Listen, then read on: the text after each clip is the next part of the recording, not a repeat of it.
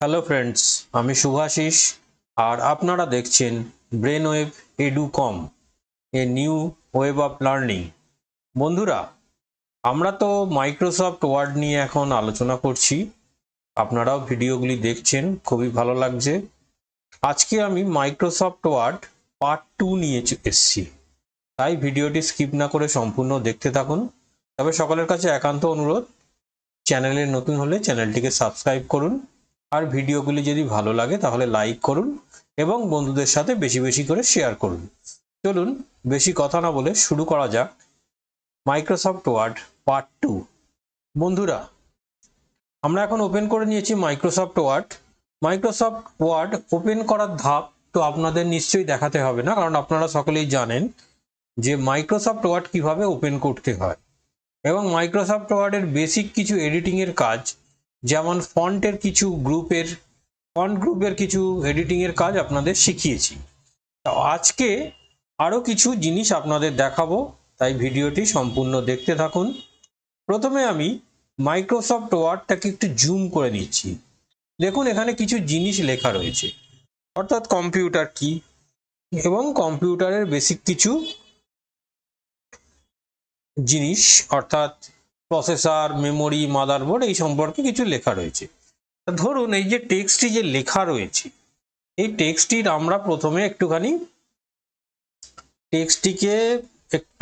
আমরা সাইজটি ঠিকই আছে, ফন্টটা একটু পরিবর্তন করে নিই। আপনারা জানেন ফন্ট কি করে পরিবর্তন করতে হয়। আমরা করে নিলাম এরিয়াল, ফন্টটি পরিবর্তন হয়ে গেল। এবার আমরা দেখে নেব প্যারাগ্রাফ। এই যে প্যারাগ্রাফ গ্রুপ রয়েছে, এই গ্রুপটির মধ্যে কি কি অপশন রয়েছে। দেখুন, প্যারাগ্রাফ গ্রুপটির মধ্যে প্রথমেই যে অপশনটি সব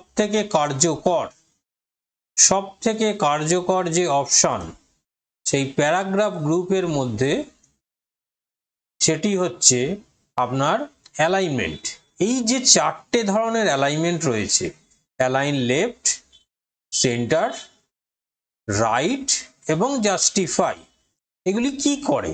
দেখুন, এই যে টেক্সটটি, এটি কিন্তু আমার অ্যালাইন লেফট করা রয়েছে, তাহলে অ্যালাইন লেফটটি অলরেডি সিলেক্টেড। আমি যদি সেন্টার করি তাহলে টেক্সটগুলি সেন্টারে চলে যাবে, রাইট করি তাহলে রাইটে যাবে। কিন্তু আপনাদের এখানে কাজে লাগবে হচ্ছে জাস্টিফাই। জাস্টিফাই করলে কি হয় সেটা আমি লেফট করার পরে দেখাচ্ছি। দেখুন, লেফট করে টেক্সটটি দেখুন, ডান দিকটা লক্ষ্য করুন, এগুলো কিন্তু সমান নেই, কিন্তু বাঁ দিকটা সমান আছে। আমি যদি এটিকে জাস্টিফাই করে দিই, দেখুন সম্পূর্ণ টেক্সটটি কিন্তু একটু সমানভাবে, সুন্দরভাবে এটি দেখাচ্ছে। তাহলে জাস্টিফাই এই কাজটি করে থাকে। এবার ধরুন, এই যে লাইনগুলি হয়তো আপনার কাছাকাছি মনে হচ্ছে, এই লাইনের মধ্যে যদি আপনি দূরত্ব বাড়াতে চান তাহলে এইখানটায় ক্লিক করবেন। এটি হচ্ছে line and paragraph spacing. Drop down অ্যারোতে ক্লিক করার পরে দেখুন 1.0 করা আছে, এটিকে আমরা 1.15, 1.5, 2.0, 2.5, 3.0 এগুলি আমরা সমস্তই করতে পারি। আমি জাস্ট এটিকে আপনাদের বোঝানোর জন্য, ধরুন আমি এটিকে 1.5 করলাম। দেখুন, লাইনগুলির মাঝে কিন্তু স্পেস বৃদ্ধি পেয়েছে এবং লেখাগুলি আরো বেটারভাবে পড়া যাচ্ছে। এবারে ধরুন, the basic parts without which a computer can not work are as follows. এই যে জিনিসগুলি লেখা রয়েছে এবং এর আন্ডারে যে জিনিসগুলি রয়েছে, যেমন processor, memory, motherboard, storage device, output device এবং ইনপুট ডিভাইস, ধরুন এগুলিকে আমি পয়েন্ট আকারে দেখাতে চাই। তাহলে কি করব? এগুলিকে সিলেক্ট করব। সিলেক্ট করার পরে দেখুন এখানে অনেকগুলি অপশান রয়েছে, বুলেটস, নাম্বারিং, এই ধরনের অপশানগুলি রয়েছে। আমি ধরুন এটিকে বুলেটস দেবো, তাহলে বুলেটসে ক্লিক করব। দেখুন এগুলো বুলেট আকারে শো করছে। এবার ধরুন বুলেটের স্টাইলটি আপনার পছন্দ হলো না, তাহলে এই ড্রপ ডাউন অ্যারোতে ক্লিক করবেন। করার পরে দেখুন এখানে বিভিন্ন টাইপের বুলেটের স্টাইল রয়েছে। ধরুন আমার এই স্টাইলটি পছন্দ, তাহলে এই স্টাইলটি আমি সিলেক্ট করে নিলাম, তাহলে বুলেটের স্টাইল আমার পরিবর্তন হয়ে গেল। এবারে ধরুন এই যে মাইক্রো কম্পিউটার, মিনি কম্পিউটার এবং মেনফ্রেম কম্পিউটার, এইগুলিকে ধরুন নাম্বারিং করতে চাই, তাহলে এখানে নাম্বারিং এর স্টাইল রয়েছে। জাস্ট এটির ওপর ক্লিক করব, তাহলে এগুলি নাম্বারিং আকারে শো করবে। এবারে এখান থেকে নাম্বারিং এর ফরম্যাট আমি এবিসি করতে পারি, রোমান 1 2 3 করতে পারি, বিভিন্ন রকম ফরম্যাট কিন্তু এখানে রয়েছে। আমি ধরুন আপনাদের বোঝানোর জন্য এবিসি করে দিলাম, তাহলে দেখুন এখানে এবিসি কিন্তু শো করছে। অর্থাৎ এইভাবে কিন্তু আপনারা এর ফরম্যাটটিকে কিন্তু পরিবর্তন করতে পারবেন। এবারে চলে যাচ্ছি আরেকটি জিনিস, আপনাদের এটি দেখানো খুবই দরকার। দেখুন এটিকে সিলেক্ট করলাম, করার পরে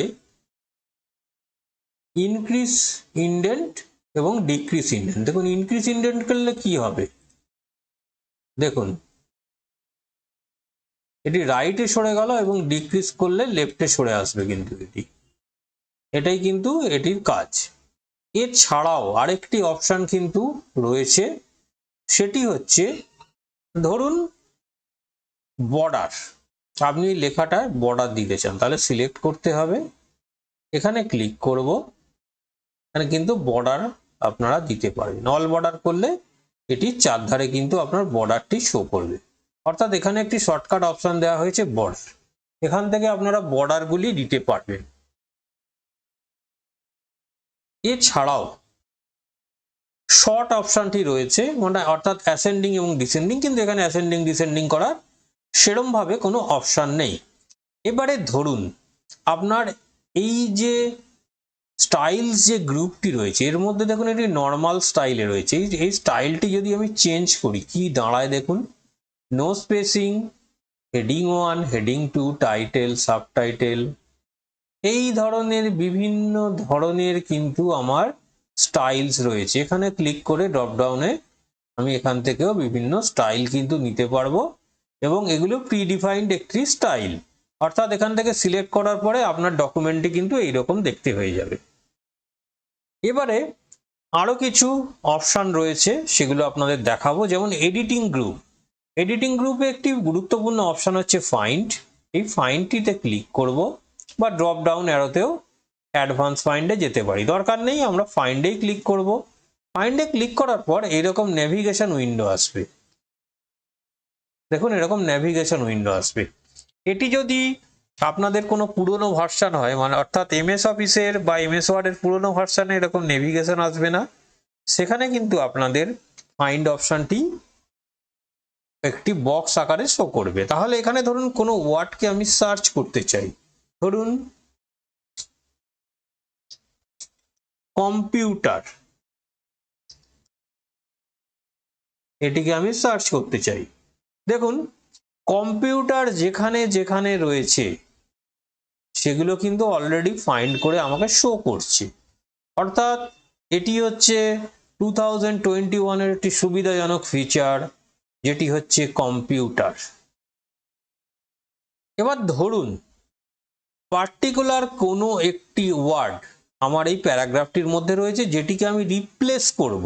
তাহলে রিপ্লেসের কি অপশনটি রয়েছে, ধরুন কম্পিউটারের বদলে আমি যদি এটিকে পার্সোনাল কম্পিউটার বা পিসি আকারে বলি, তাহলে কি করব, আমি এখানে চলে যাব রিপ্লেস, রিপ্লেসে গিয়ে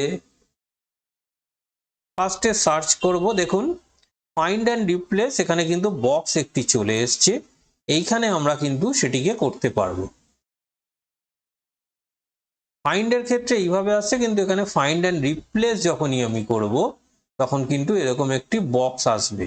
এখানে ফাইন্ডের জন্য কন্ট্রোল এফ, তাহলে এখানে ফাইন্ডের নেভিগেশনটি চলে আসবে। আপনারা যদি ফাইন্ডের শর্টকাট চান তাহলে কন্ট্রোল এফ, দেখুন এটি চলে এলো। আচ্ছা আমরা রিপ্লেস অপশনটি এবার শিখে নিই।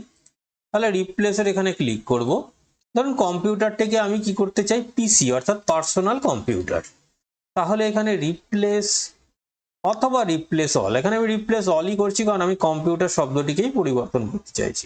রিপ্লেস অলে ক্লিক করার পরে লক্ষ্য করুন সমস্ত পার্সোনাল কম্পিউটার হয়ে গেছে, অর্থাৎ পিসি হয়ে গেছে।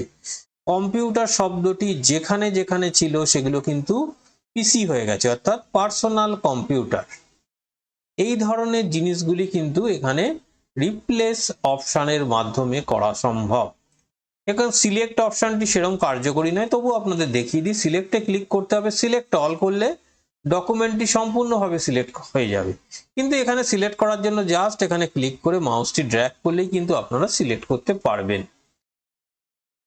এই ছিল এই পর্বের ভিডিও, অর্থাৎ পার্ট 2। এছাড়াও আরেকটি অপশন আপনাদের দেখিয়ে এই পর্বটি শেষ করব। ধরুন আপনারা এই যে স্টাইলটি, অর্থাৎ এই যে প্রিডিফাইন স্টাইলটিকে ধরুন পুরো ডকুমেন্টের মধ্যে দিতে চান, তাহলে এইখানে একটা ক্লিক করবেন বা এই ডকুমেন্টের যে কোনো জায়গায় ক্লিক করবেন, করে ফরম্যাট প্রিন্টার।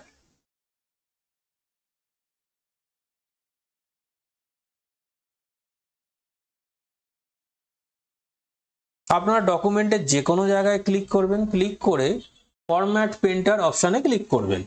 করার পরে দেখুন মাউসের কার্সারটি চেঞ্জ হয়ে গেছে। জাস্ট এখান থেকে সিলেক্ট করে সম্পূর্ণ ডকুমেন্টটিকে সিলেক্ট করে দেবেন। দেখুন ডকুমেন্টের কিন্তু স্টাইল পরিবর্তন হয়ে গেল। এই ছিল আজকের ভিডিও।